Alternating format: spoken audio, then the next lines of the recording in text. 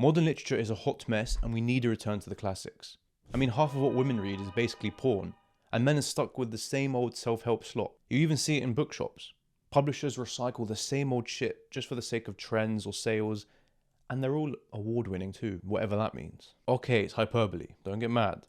And I'm not a twat, I believe every book has its time and place, but is this it? Is this the state of modern reading?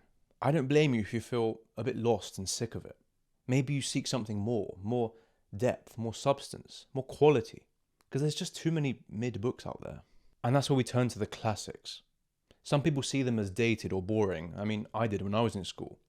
But they are some of the richest sources of wisdom and joy. The problem is that classics are intimidating. It's a massive world out there, and some of these are genuinely difficult. For ages, that kept me away, and I was too scared to even approach them. And I didn't know where to begin, and I didn't feel like I had a reason to read them in the first place. And that's where this video comes in.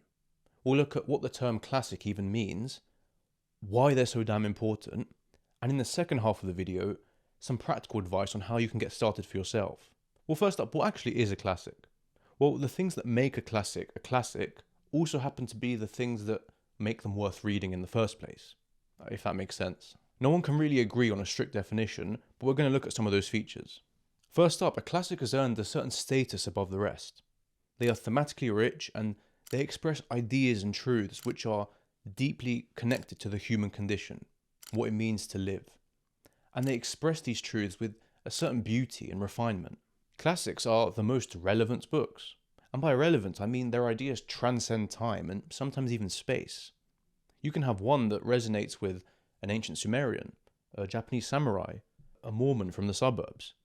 And that's because ideas like love and mortality and suffering, these speak to humans, no matter where they're from, no matter where they lived. Well, now for the big question.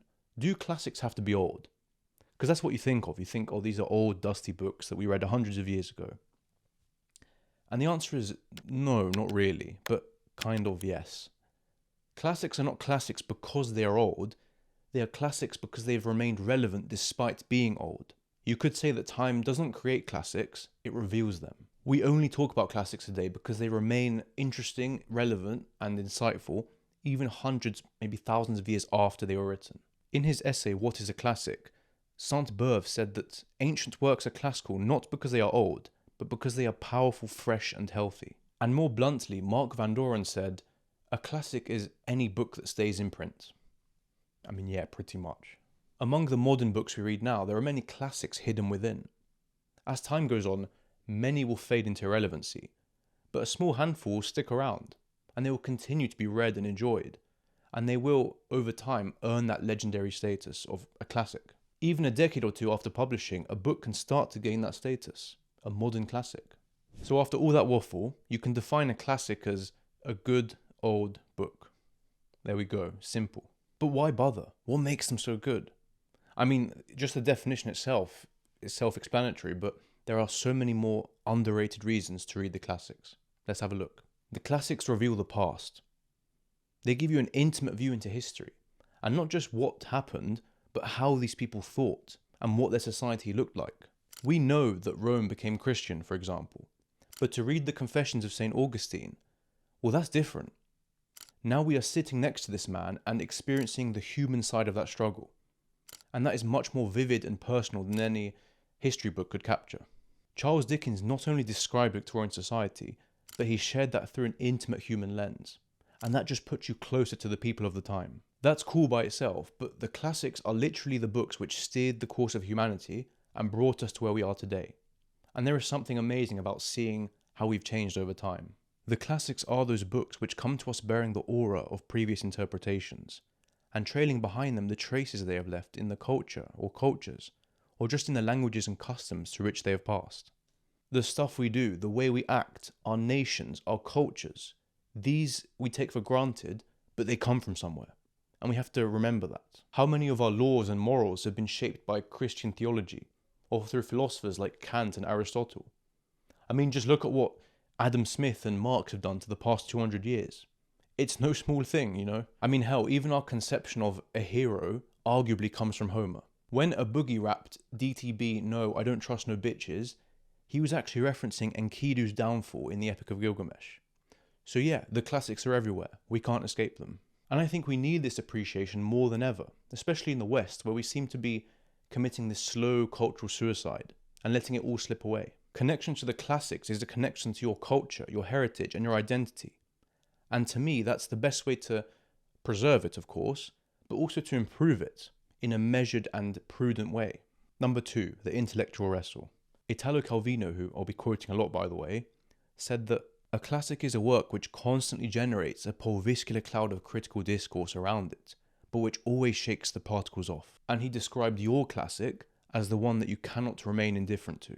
Some books you read and you think, okay, cool, moving on. But classics don't let you do that. They force you to stop and think, and they challenge you. Their depth means that the themes are not always obvious. They're sort of flirty and enigmatic, they hide. And it's your job to dissect them, to explore, to really get stuck in and to uncover them for yourself. A lot of non-fiction and self-help today, it kind of treats you like a retard, and it doesn't give you that room for interpretation. It has to spoon-feed everything in these bullet points, like, here are the top 5 takeaways at the end of each chapter. And classics don't do that. They force you to have a look for yourself and to think for yourself. There's room for interpretation. And that means that everyone is going to read the book differently depending on their prejudices and their experiences and what they already know. And even beyond that, classics are talked about. Classics are parodied, they're translated, they're studied, they're criticized, they're mocked, they're analyzed. People throw abuses at them, people love them, they celebrate them. They generate discourse, and that is why they are so celebrated in culture. Number 3, rereading. A classic is a book which has never exhausted all it has to say to its readers. When you read Atomic Habits or A Cheap Fiction or any of these mass market books, you read what you read, you learn what you learn, and then you never really pick it up again, except maybe for a reminder. And if you do return to them, they're going to be roughly the same. Your interpretation won't change too much. But with the classics, that's almost completely reversed. Because in your first read through, you're probably going to be confused and a bit lost. But as you revisit the book and as you reread, you start to see more. As you grow and mature as a person, the classics grow with you. And they reveal something different to you each time. And every time you finish the book, you know that you haven't given me everything you have. You're hiding something. There's more to what you are, and I'm going to come back one day, I'm going to find it. And you know that there is more substance each time to uncover. I like how Barbara Kingsolver put it. Returning to it later, finding treasures the younger me missed, feels like contacting a revered teacher from school days and finding an adult friend. Number 4, arming you against the world. Classics arm you with vision. The vision to navigate the world, yourself, and other people. Our problems aren't new. And the more classics I read, and I haven't read that many, but the more I read, the more I realize we are dealing with the same bullshit we did 2,000 years ago. The same problems, the same struggles, the same triumphs, and we're finding different ways to express them as we go along history. When we feel meaningless or without direction, we can turn to the classics to help us find out what is good, what is worth pursuing, and where we should go next. Classics arm us against the inevitable. Things like death, like family issues, like political tension, like heartbreak. All of these ugly truths of living. The classics are both a refuge and a weapon against the world. Ted Joyer wrote, "I wanted to take the high road with the right values and pursue the best goals. I wanted to appreciate the world around me more deeply, more richly. And not just the world today, but also the world in different times and places, as seen by the best and the brightest." Fifth and finally, classics are just good. When I go to a bookstore and I want to read some fiction, I go to the modern fiction and I don't know what to read. I've never heard of anything. It's all confusing. So what you could do then is wait 80 years and then see what's still left on the shelf, what survived. But no, in all seriousness, it's true though, time is like a filter. It separates what maybe isn't as good from what really stood out, what was written the most beautifully, what was the most relevant and exciting and interesting. The masterpieces of our time, basically. And so classics, if you don't know what to read, they're a good, safe choice because they were deemed as the best books of our time. And I'll be showing some of my personal favourites on screen, some of the bangers, so stick around for those. But how do you start reading the classics? It's a big world, so where do you even dare to begin? Now, I'm not a professor, I'm not a scholar either, and I haven't actually read that many classics myself, because I'm young and I'm a pretty slow reader. But I've read a few, and I've grappled with them, and I've struggled, and I've learned a lot. So I just hope my words aren't completely empty here. These are some tips that I picked up, things that helped me, and I do hope you can consider them. First up, let your interests guide you. You will die before you can read everything. So there's no time to waste on books that don't truly resonate with you. And this happens a lot because people feel like they have to read certain classics which are hyped online. And even though some of them might be good, doesn't mean you should start with them. So yeah, I haven't read Dostoevsky, for example.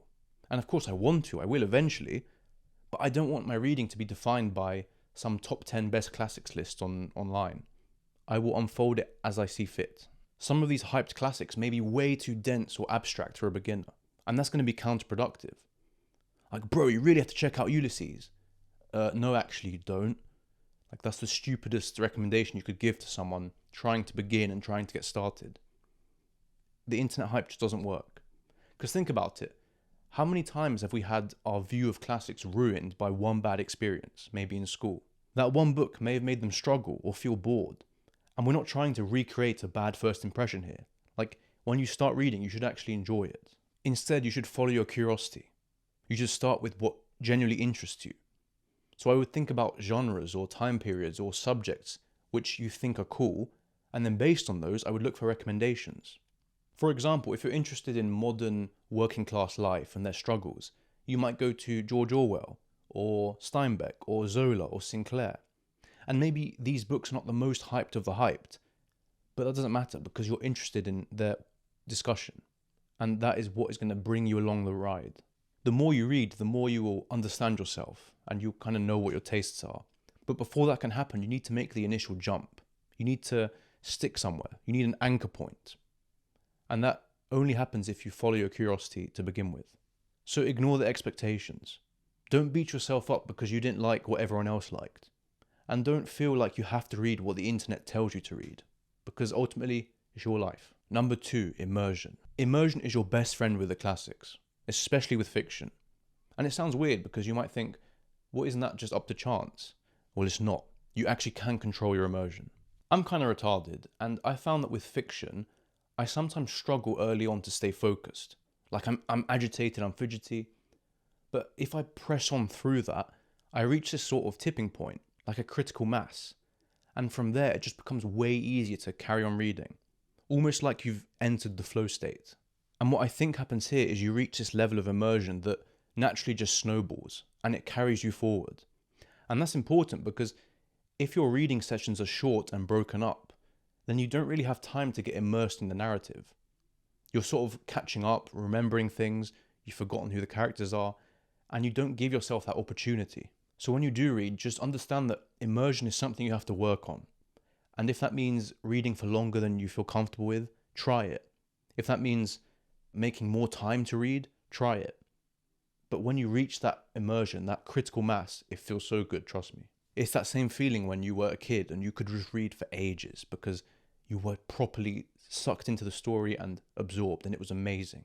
Number 3, commentaries and aids. These are secondary sources to the book which walk you through it and explain things. Some people shit on commentaries because they see them as a form of cheating. And I must confess, I wasn't far from that view. But why though? Well, the risk is that when you use commentaries, you start to use them as a crutch rather than a supplement. This might mean you miss things that you would have otherwise seen with a fresh pair of eyes. Or when you do read, there's a sort of bias working in the back of your head. And that is given to you by the commentary. Classics aren't always accessible, and I don't want to see them rewritten or dumbed down just for the sake of inclusion. So in this case, commentaries are fantastic because they give you that necessary context and background, and they actually give you a fighting chance when you read the classics. Certain editions, like these Penguin Classics, have long introductions. And I know, you can't be asked, you skip it sometimes, you want to get to the actual story. But trust me, these are so good. There's so much information and context in these, and sometimes without them, I'd be completely lost. So next time, give them a try. They also tend to spoil the story, but I don't mind because, these have been out for a while. We know that Macbeth dies. It's worth it for what you learn. If you want to compromise, you can skip the commentaries and the introduction, read the story for yourself, and, interpret it as you want. And then after you've finished, you come back to the commentary and read it. So it can point you in the right direction, clear up some confusions, and in a sense that is a compromise, the best of both worlds. That way you're forced to do the heavy lifting at first, but then you also can understand the context and all the themes within. Other sources like traditional AI and summaries are less helpful because they do become crutches instead of aids. You outsource your thinking for convenience. And guess what? No real learning happens. I was recently introduced to Cognify, which is a kind of counterculture. It's a program that uses AI to help you learn without removing the friction and the effort that is so essential to the process. And I'm glad to say they are sponsoring the video.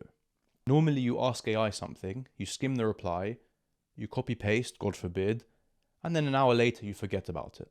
Cognify pushes you to annotate, to think, and eventually even test your knowledge with assessments.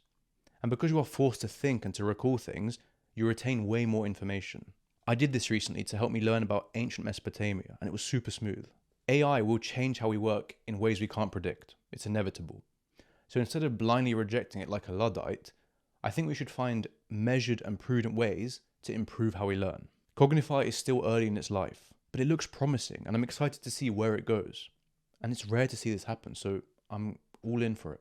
To try out Cognify for yourself, for free, you can click the link in the description and sign up using code CognifyOdysseus. And there's also a community Slack you can join, which is where you can discuss things like productivity, potential new features, your general experience, and I love that sense of togetherness it's created, where you can really make your voice heard. So thank you to Cognify, and I hope you enjoy using it just as much as I do. But with all that said, where do you actually find these books? A good place to start is with university reading lists. Because if you go on their website, sometimes courses will have a list of books or articles compiled by the professor, and they know their stuff. And if you like the sound of the course, then the reading list is going to reflect that. For a lot of my choices, I like to look at the Great Works of Western Tradition list, because I love to have that structure and it just makes me happy. YouTube also has many great recommendations, especially when you sort of know the YouTuber's taste, and you know that it kind of overlaps with yours. Bookstores are underrated too, because obviously you can physically browse the books, but it also gets you in a mood. Just gets you in a mood to go home and read, and there's nothing stronger than that. Sometimes you don't even have to look for the classics. You might just pick a book, start reading, and you see other authors or titles being mentioned, and that kind of points you in the right direction. And finally, God forgive me, Reddit's pretty good for this. It has lots of good recommendations, and if you have a very specific appeal or taste, chances are someone's asked that same question, and people have given recommendations, so have a look. Number 5, consider editions and translations. Many classics are translations, and there can be a bunch of them, and they can be very different from the next.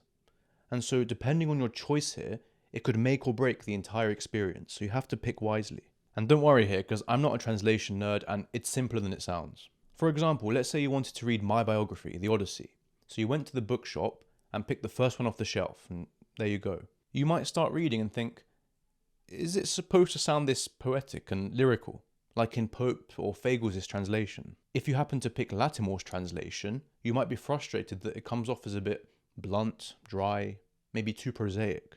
Or maybe if you picked Wilson's, you might feel like it's almost dumbed down, or maybe too modern and accessible for your taste. Now, I'm not arguing what's right and wrong.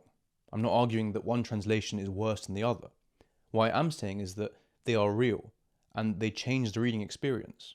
And they might cater to different audiences, or different skill levels, or different time periods even. And you as the reader must understand that, and you must pick the translation that is right for you. Now look, I'm sure there are some translations that are objectively better than others, and it's a whole scholarly debate. But for the new reader who just wants to actually finish the Odyssey or the Iliad or whatever, it makes more sense to pick the translation that feels more readable to them, so that they can actually finish and enjoy and digest the book properly. Personally, I value faithfulness to the original spirit of the text. And so even if it is a bit more difficult or a bit more clunky to read, or a bit less flared up with poetry, I don't mind. And so there are these compromises that you have to be aware of and that you have to decide for yourself. And in that case, I might lean to Lattimore or something. And finally, some editions of books are better than others. You have Penguin Classics, you have the Wordsworth ones, which are shit. Then you have Oxford World Classics, that sort of thing. Now, I think the main difference here is purely the aesthetics. Some are just uglier than others, and that's the truth. And it's nice to hold a book that feels nice and has nice artwork and looks good on the shelf. It matters. But there's also the consideration of the introductions. Some editions have better introductions at the start. Some have footnotes throughout the book. Some do more commentary and analysis, and these are things that matter and change the reading experience, so you should be aware of them. Lastly, and very importantly, lower your standards. Classics are hard and they're often unfamiliar, and if you expect too much from your first reading, you might be left disappointed because you didn't reach that expectation. But you must remember, classics are meant to be reread. It's okay to not understand things and to get to the end of the book thinking, what the fuck did I just read? And sometimes I'm jealous of these more experienced, older readers. They know their stuff, they know the books inside out. And I think, why not me? Like, why can't I do that? But I remember that these people have reread the books probably across their entire life, and they've had a chance to really reflect and to think and to take notes for many decades more than I have. And so you have to, temper your expectations and realize that your journey is different to the next person's, and comparing what they're doing doesn't make any sense. Sometimes you have to start reading, and it feels weird at first, trust me, but you have to start reading knowing that you're not going to understand it. You might only understand 10% by the end of the book. But at least in that case, you've sort of built the scaffolding for future rereadings. You may know roughly what's going on, some big ideas maybe, and you know that 90% is missing. But you know that when you come back, you have a foundation, you have the groundwork for the rest of the ideas to fit in their right place. Thank you for watching. I'm grateful for your time. And if you want to learn how to analyze and annotate your books, I'll link a video here for you to watch. And as always, I love to hear your thoughts, your comments, your experiences. You can email me too. And yeah, thanks so much for watching.